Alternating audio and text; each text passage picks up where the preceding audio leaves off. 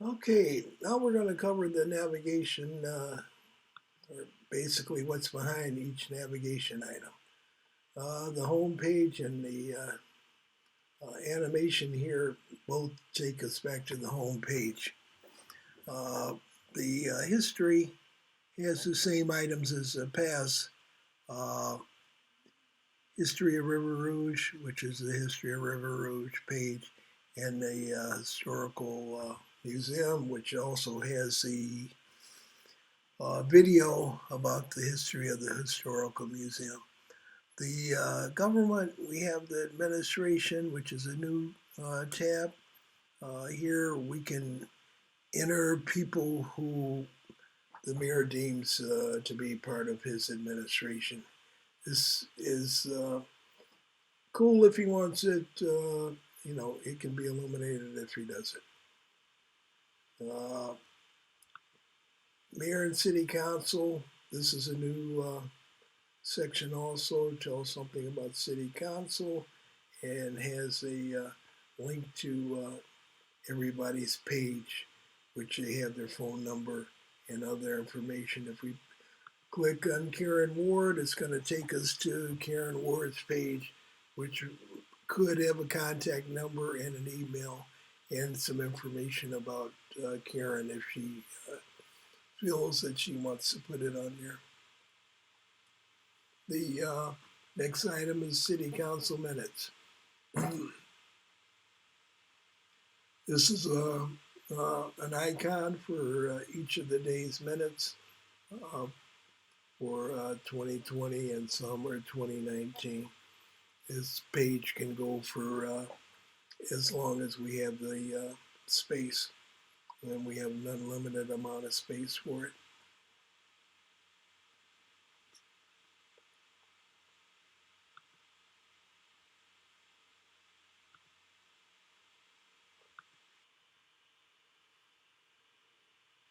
Okay, as I said, this is the city council minutes.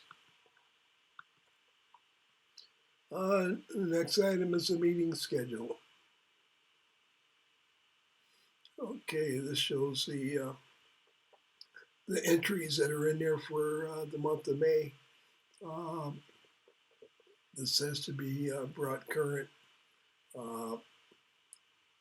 Somebody should be assigned that responsibility to keep the calendar current. Board of Commissioners, these are all the different links to the different, for example, employee retirement system. Here's their meeting schedule and some information about the retirement system. Voting and election information. This gives the basic same information that we had before. This could use a pop-up, for example, if there's an alert that we need to have to remind people about any particular item. City council meetings. This is a list of the city council meetings for the year and the dates.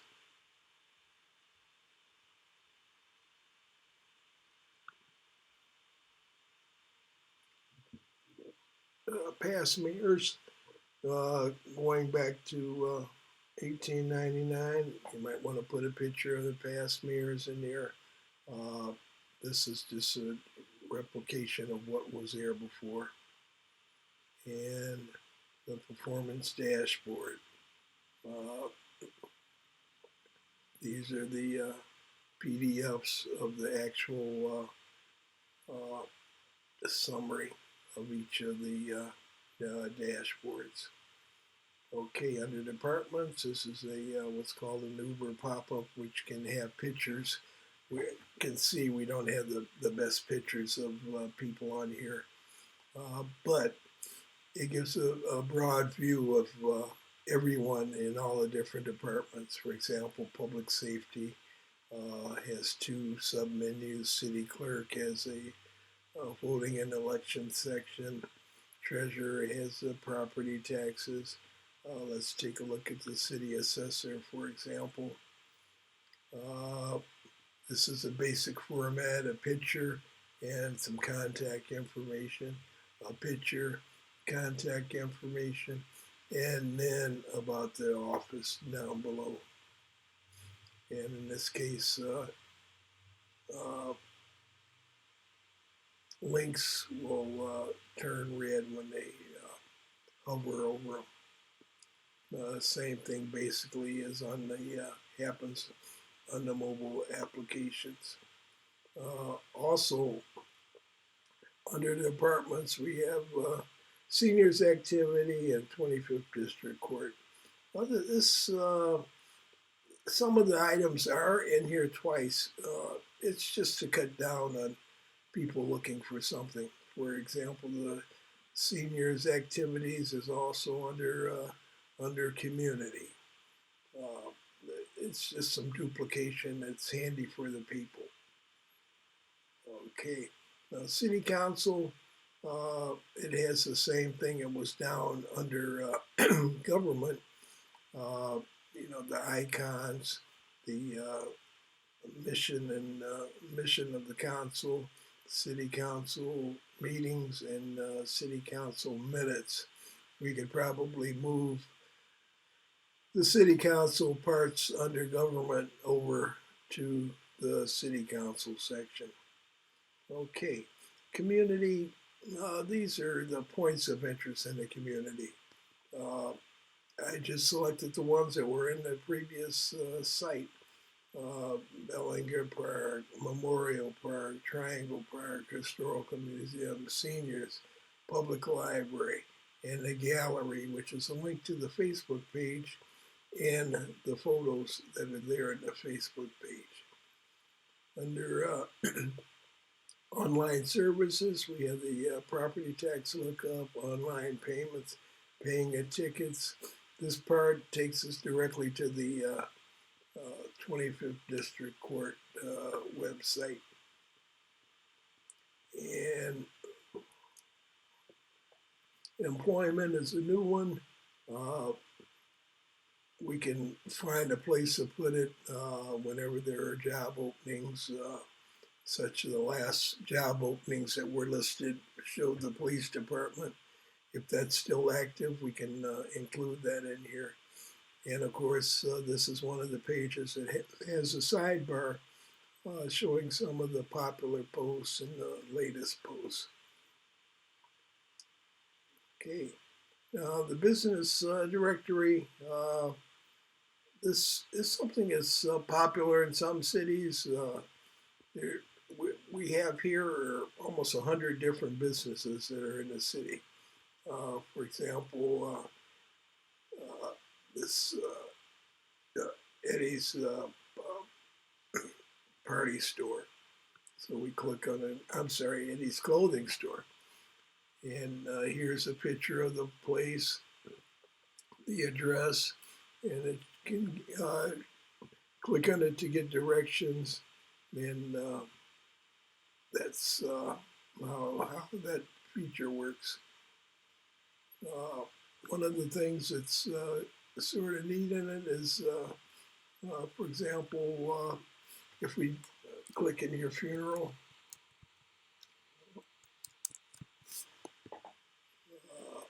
we will get a list of the funeral homes. If we type in here gas, we'll get the list of the gas stations. And here's the city map that shows the city and a lot of the basic businesses that are within the city limits. And the map, of course, moves around just like on Google. It's a Google map.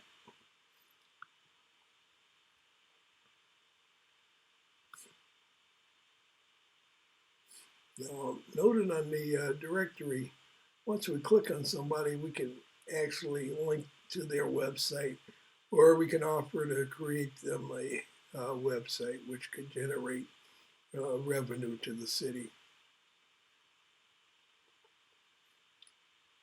And that covers the basics of the website. The colors, the layout, locations are easily changed. I'm not suggesting that we change them. These are the basic colors we had in the previous website. For example, here's the contact, which I didn't mention.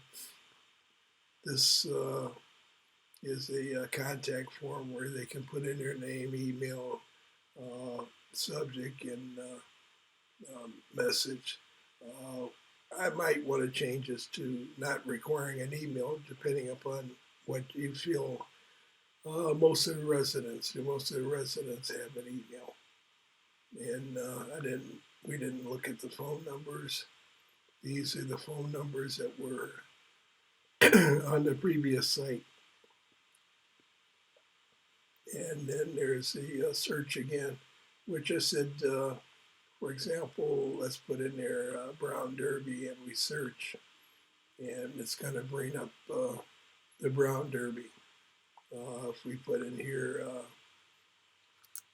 Lisa, it's going to bring up the locations it has Lisa Gibbons, and her name is listed in the Economic Development Corporation page also. That pretty much covers it. Like I said, it'd be nice to have some pictures that you would like to have on in the background. And other than that, you have my email, larry@geektechcenter.com, or my phone number, 734-277-8546. If you have any questions, I suggest we try and launch this before the end of the month. Thank you.